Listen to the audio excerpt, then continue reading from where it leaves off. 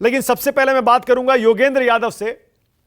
योगेंद्र जी, भारत जोड़ो यात्रा 1 को ऑर्गेनाइज करने में, उसको कोऑर्डिनेट करने में सबसे प्रमुख लोगों में से थे और देश के जाने माने सेफोलॉजिस्ट योगेंद्र यादव पहले से रहे ही हैं, स्वराज इंडिया से ताल्लुक भी रखते हैं।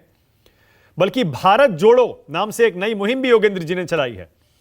स्वागत योगेंद्र जी आपका। शुरुआत आज 1 साल हुआ है। राजनीति की सवाल पूछूंगा सीधा मैं योगेंद्र जी। राहुल गांधी ने भारत जोड़ो यात्रा 1 से क्या हासिल किया? क्या जो मैंने सर्वे 2 दिखाए उनके रिजल्ट, क्या वो सही तौर पर रिफ्लेक्ट करते हैं कि उनकी छवि में कितना सुधार आया है इस यात्रा से? मानक भाई, पहले तो मैं स्पष्ट कर दूं कि पहली यात्रा को आयोजित करने की मुख्य भूमिका कांग्रेस पार्टी की थी। दिग्विजय सिंह जी जैसे नेता थे। हम जैसे लोगों की भूमिका एक बहुत सीमित थी। हमारी भूमिका ये थी कि कांग्रेस के बाहर जो संगठन है, जन आंदोलन, जन संगठन, उनको हम इस यात्रा से जोड़ें। जो आपने इसके प्रश्न पूछा राहुल गांधी की छवि के बारे में, इसमें कोई संदेह नहीं। देखिए, पहली बात तो मैं स्पष्ट कहना चाहता हूं कि ऐसी यात्रा का प्रमुख परिणाम केवल एक नेता की छवि के रूप में नहीं देखा जाना चाहिए, क्योंकि ऐसी यात्रा को मुख्यतः इस पैमाने से देखना चाहिए कि क्या उसने देश का मिजाज बदला। ये मेरे लिए सबसे बड़ा सवाल है। राहुल गांधी की जहां तक बात है, आपने सर्वेक्षण का परिणाम दिखाया। परिणाम कहता है कि अभी भी मोदी जी उनसे आगे हैं, लेकिन मोदी जी और राहुल गांधी जी के बीच में फासला जो है बहुत कम हुआ है। जो सबसे बड़ी बात हुई मानक, वो ये कि ये जो राहुल गांधी पर पप्पू की छवि जो बनी हुई थी, पप्पू का स्टिकर जो चिपकाया हुआ था, वो स्टिकर फट गया। क्योंकि ये जो छवि बनी थी कि भाई ये तो राजा लोग हैं, इस देश की धूल मिट्टी के अंदर पांव नहीं देते, अब भाई 3000 किलोमीटर चल लिया, ये तो बात आप कैसे कहेंगे। फिर कहते थे इसको इस देश के दुख तकलीफ का पता नहीं है। इतनी छवियां आ गई, इतना वो हो गया, वो आप कैसे करेंगे। फिर ये कहते थे इसको तो इस देश के मुद्दे बोलने नहीं आते। तो हजारों लोगों के साथ उनकी डायरेक्ट बातचीत हुई। तो इस सब के बाद जो पप्पू नामक पोस्टर, जो बहुत मेहनत से, जो बहुत पैसा दे के, पता नहीं किस किस गोदी मीडिया को पटा के पर पप्पू नामक पोस्टर जो बनाया गया था, वो पोस्टर गया फट। अब उससे अपने आप राहुल गांधी कोई नंबर 1 नहीं बन जाएंगे देश के, और होना भी नहीं चाहिए। किसी एक यात्रा से किसी व्यक्ति की छवि में बदलाव आता है, लेकिन केवल एक यात्रा निर्णायक चीज नहीं होती। उसके बाद आप क्या काम करते हैं, बाकी सब लोग क्या काम करते हैं, उस पर निर्भर करता है। मैं समझता हूं इस यात्रा ने 2-3 चीज की। पहला, इस यात्रा में मोहब्बत शब्द का, जिस देश में इतनी नफरत की आंधी चल रही, कोई मोहब्बत की बात करता तो लोग हंसते थे, भैया किस दुनिया में रह रहे हो। उसने इस शब्द को बोलना दोबारा संभव बनाया, जो छोटी बात नहीं है। इस यात्रा ने अडानी का नाम लेना, इस देश के तमाम नेता डरते थे अडानी का नाम लेने से, सबको पता है सच्चाई, लेकिन कोई बोलता नहीं था। इस यात्रा ने वो बोलना सिखाया।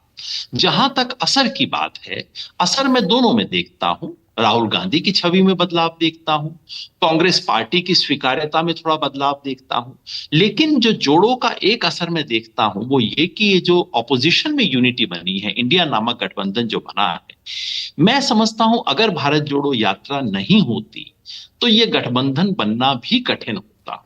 तो इस, अगर आप इतिहास को देखेंगे तो कहीं ना कहीं ये यात्रा एक मील के पत्थर के रूप में दिखाई देगी। लेकिन मैंने फिर कहा, पहले भी कहा, दोबारा दोहराता हूं, कोई एक यात्रा पूरे देश का मिजाज, देश का भविष्य बदल नहीं सकती। चुनौती है। हाँ। लेकिन 1 साल पहले जो लगता था ना कि कुछ हो ही नहीं सकता, अब तो मोदी ही हैं, अब तो मतलब डन डील है, अब तो 29 की सोचो, इस सारे माहौल में बदलाव आया है और ये बहुत बड़ी बात है। हाँ, अब देखिए योगेंद्र जी, इस यात्रा से जुड़े हुए कांग्रेस पार्टी या बाकी लोग कितना भी कहें कि इस यात्रा का राजनीति से, चुनाव से कोई लेना देना नहीं है, इंडिया गठबंधन के बाकी घटक दल भी कहते हैं कि यह चुनावी राजनीतिक यात्रा थी और इसमें कोई शक नहीं है। सारे विश्लेषक भी यह मानते हैं कि यह राजनीतिक यात्रा थी।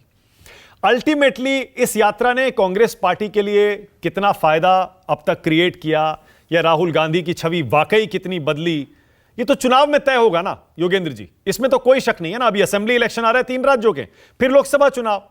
सही मायनों में क्या बदला इस यात्रा से राजनीतिक तौर पर कांग्रेस और राहुल के लिए, ये तो चुनाव में ही तय होगा। मानक भाई, जब मैं यात्रा के बीच में था, मैं तब भी कहता था और मैं दोहराऊंगा, मैं मानता हूं कि ये यात्रा राजनीतिक थी और है और होनी चाहिए। राजनीति को हमने इतना गंदा शब्द बना दिया है कि कोई भी चीज अच्छी हो तो हम कहते हैं नहीं नहीं राजनीतिक नहीं है। अरे भाई अच्छी चीजें राजनीतिक क्यों नहीं है, और राजनीति अच्छी चीजों के बारे में क्यों नहीं होती। तो राजनीति मेरे लिए तो शुभ को सच में बदलने की कोशिश है, और इस तरह से भारत जोड़ो यात्रा एक बहुत सुंदर राजनीति का नमूना थी। और इससे अगर कांग्रेस पार्टी को फायदा होता है, जिस देश की जड़ें हिलाने की कोशिश की जा रही, जब भारत के स्वधर्म पे इतिहास में सबसे बड़ा हमला हो रहा है, उन लोगों के द्वारा जो सत्ता के शीर्ष पे बैठे हैं, जहां दिन रात भारत मां के दो बच्चों हिंदू और मुसलमान को एक दूसरे के खिलाफ भड़काया जा रहा है, देशद्रोह की कोशिश है, ऐसे में अगर कोई जोड़ने की कोशिश करे तो ये तो बहुत सुंदर राजनीति है, बिल्कुल होनी चाहिए। और अगर चुनाव में फायदा होता है इसका, तो भाई हमें तो जाके मंदिर में प्रसाद चढ़ाना चाहिए कि अच्छी चीजों से भी चुनाव जीता जा सकता है। सिर्फ करवा के चुनाव नहीं जीता, नफरत फैला के चुनाव नहीं जीता जाता।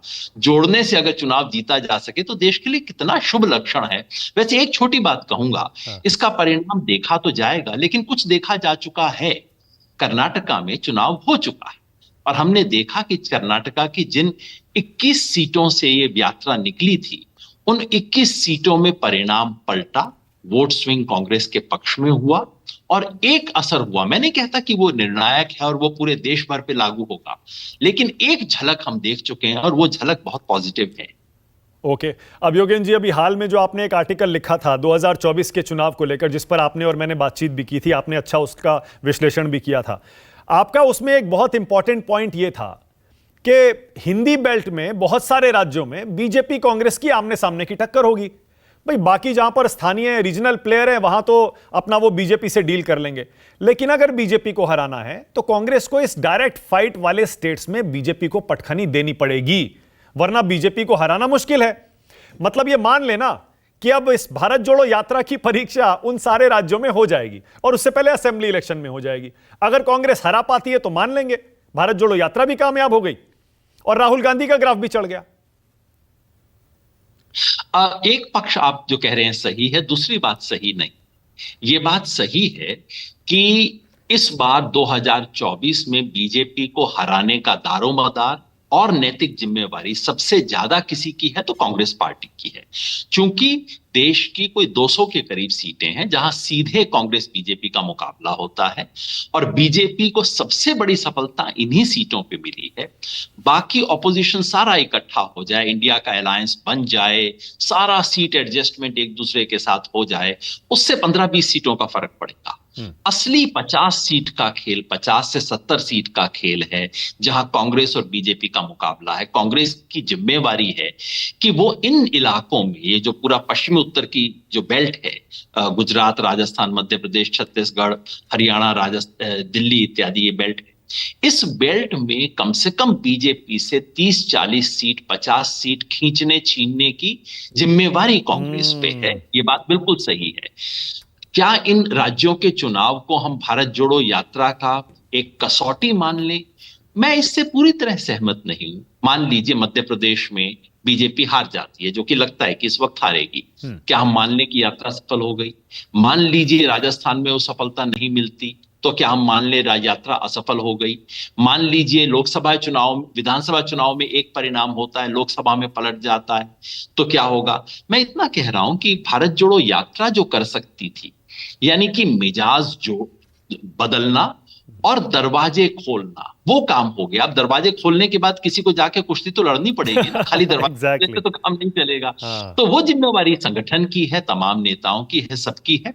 परीक्षा होगी और परीक्षा केवल भारत जोड़ो यात्रा की नहीं होगी, परीक्षा केवल कांग्रेस की नहीं होगी, परीक्षा केवल राहुल गांधी की नहीं होगी, परीक्षा उन सब लोगों की होगी जो इस देश के संविधान के लिए प्रतिबद्ध है, जो एक भारत का सपना पालते हैं। हम सबकी परीक्षा है, क्योंकि ये गणतंत्र को तोड़ा जा रहा है, गणतंत्र को बचाना हमारी परीक्षा है। मेरी भी परीक्षा उतनी है जितनी की बाकी सबकी, थोड़ी सी है।